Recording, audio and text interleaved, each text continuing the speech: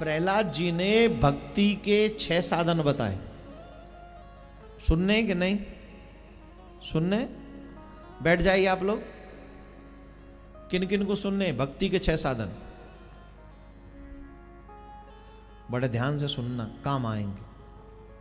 प्रहलाद जी कहते हैं प्रार्थना, सेवा, स्तुति, वंदना, स्मरण, भगवान का स्मरण और कथा श्रवण, ये 6 साधन हैं जो जीव को भक्ति के मार्ग में अपनाना चाहिए। पहला, प्रार्थना। प्रातः काल जब भी आंखें खुले, बिस्तर छोड़ने से पहले, ध्यान से सुने, जब भी प्रातः काल आपका नेत्र खुले, भगवान का स्मरण करते हुए प्रार्थना करके भगवान का भी दर्शन करो और धरती माता को प्रणाम करो। सुबह दर्शन करके अर्थात हाथ जोड़कर सोचो कि मैं इन हाथों से आज पवित्र कर्म करूं, ऐसा ही मेरा दिवस आज व्यतीत हो, ऐसी कृपा करना प्रभु। आप ही का दर्शन करके मैं कोई इन हाथों से कोई ऐसा कर्म करूं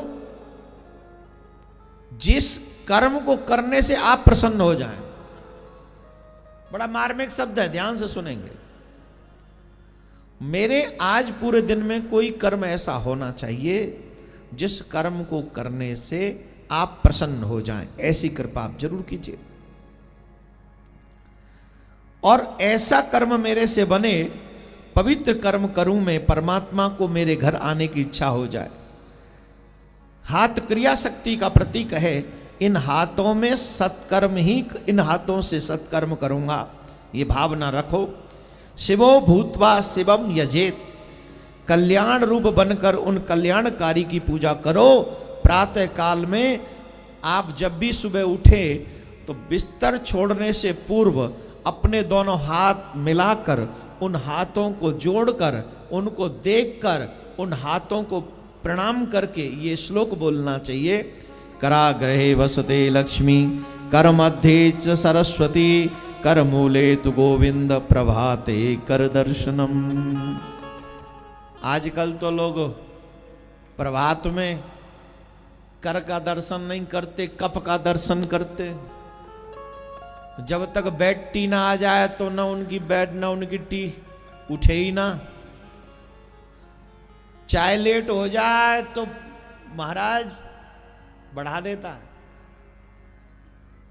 बिना स्नान किए पृथ्वी जब भी हम टच करें, बिस्तर छोड़ें, सबसे पहले हमको इस पृथ्वी माँ को नमन करना चाहिए। वो हमें संभाल के रखती हैं।